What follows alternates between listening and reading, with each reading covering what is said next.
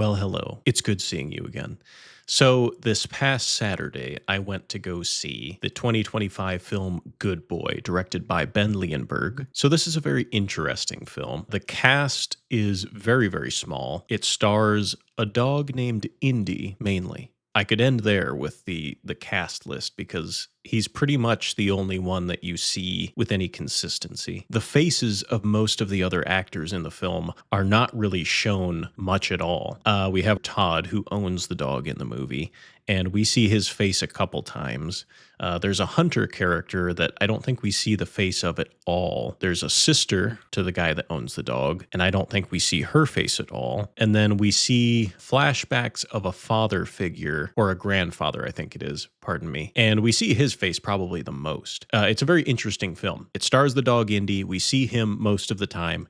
It is from his perspective. So this is a horror movie from a dog's perspective. We are seeing the world through his eyes, experiencing it as he experiences it, and it's just a very unique and interesting movie. Some of Indy the dog's co-stars include Larry Fessenden, Shane Jensen, and Anya Krawczyk. These are the three main people actors that we see in this movie. So what is the basic plot of this film? So we have Indy the dog and we have his person Todd. Todd is suffering from, I believe, a brain bleed or a brain tumor. I'm not sure which it is, but he's suffering from an ailment that is seeming to really take a toll on his body, and we're introduced to the fact that he has this issue early on in the movie. So Todd, seemingly feeling the pressures of his illness and just wanting to get away for a little while, takes his dog Indy into the woods onto a piece of property. I think it's a cabin or a house that his grandfather used to own. So he takes Indy to this house in the woods, and he's just going to kind of lay low, take it easy in the woods for a while,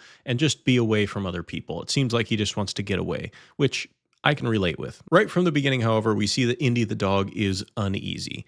They arrive at the house in the middle of the woods on kind of a rainy night. As they arrive, Indy is, seeing reflections of things outside the car window. He's trepidatious as he goes into the house for the first time. He's kind of looking in the corners of the house, and you can tell that Indy is not at ease. And this is kind of the pattern throughout the film. As they're doing things in the woods, as they're just hanging out in the house, watching movies, Indy is always kind of investigating. He's always seeing things. He's always looking for things. He's always sniffing things out. Something is definitely going on. Kind of the pattern is that Todd just pays it no mind. He just kind of, tells Indy to be quiet, just kind of blows it off as not really anything noteworthy. Moving forward here is where we're going to get into some spoilers and where we're going to get into my interpretation of the film, or kind of what I took away from the film. I think the movie is fairly straightforward in plot. It's a guy and his dog going to a house that seems to be haunted. The dog is uneasy. The person is just kind of ignoring it. Now, what they're experiencing and what ultimately ends up happening, I think, is where the message of the film lies. And I think that is open for interpretation. So as the film went on, I got the feeling that what they were experiencing in the house, or what Indy was experiencing in the house, trying to get Todd to recognize, was the looming of the presence of death. So essentially, my interpretation as I was watching it was that what Indy was sensing, what Indy was experiencing, and why he was uneasy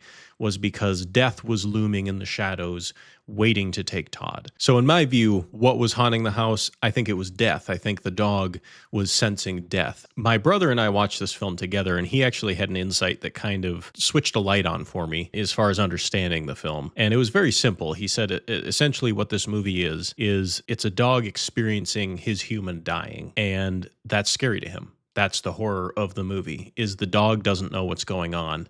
He knows something's wrong. He has the intuition that something bad is about to happen, and he doesn't quite know what it is, and he doesn't know quite how to deal with it. But at the end of the day, the dog is going to stick by his side. The dog is going to be there for him. The dog is going to try to protect him the best he can, even though he doesn't know what's going on. And I think that's also a very fine interpretation of this film. I think those two interpretations can meld together, because I don't think those are mutually exclusive ways to view this film.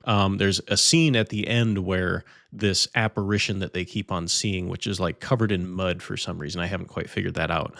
But this apparition that they keep seeing eventually melds with Todd as Todd dies. It's almost like Todd's soul has left his body, and his soul melds with this muddy apparition. And that might, muddy my interpretation of that being death. I think it still works, though. I think there's a moral here, or a point to this movie. They're putting a moral element to this title, Good boy. He's a good boy. Why is he a good boy? In my opinion, he's a good boy because he stuck with his person despite not knowing what was happening. He was there for him. He stood with him as long as he needed to, and that's what made him a good boy. I think there's something to be said about friendship and just being there for somebody. You don't have to offer words, you don't have to offer actions necessarily beyond just being there for somebody. And I think that's a beautiful message. I don't know if that's what the message was meant to be or if I'm thinking way too much about that, but I think that's a beautiful takeaway from the movie. This film does kind of pull at the heartstrings. I mean, you're watching, a dog be kind of, sad and scared and confused for his owner. You're watching somebody go through an illness that's pretty brutal, but it's a very vibey film. It's a short film. I think it's under an hour and a half long, and I would highly recommend you go see it. I mean, it's a very unique movie. And at the end of my theater screening, they had a nice little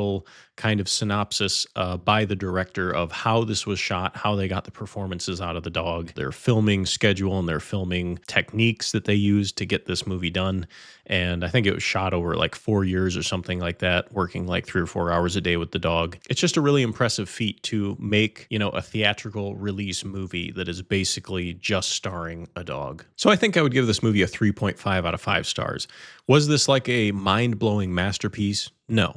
Was it pretty simple? Yes. It's just an impressive feat, in my opinion. It's a cohesive movie, and I think it gives you plenty of things to think about, and I just appreciated watching it. It's a good time. Like I said, it's a short watch. I would highly recommend you go see it in the theaters. I would love to hear your opinions on this movie if you have any. I also want to thank you for the support you showed me on my last video. I thank you for being with me. Thank you for watching, and I will see you next time.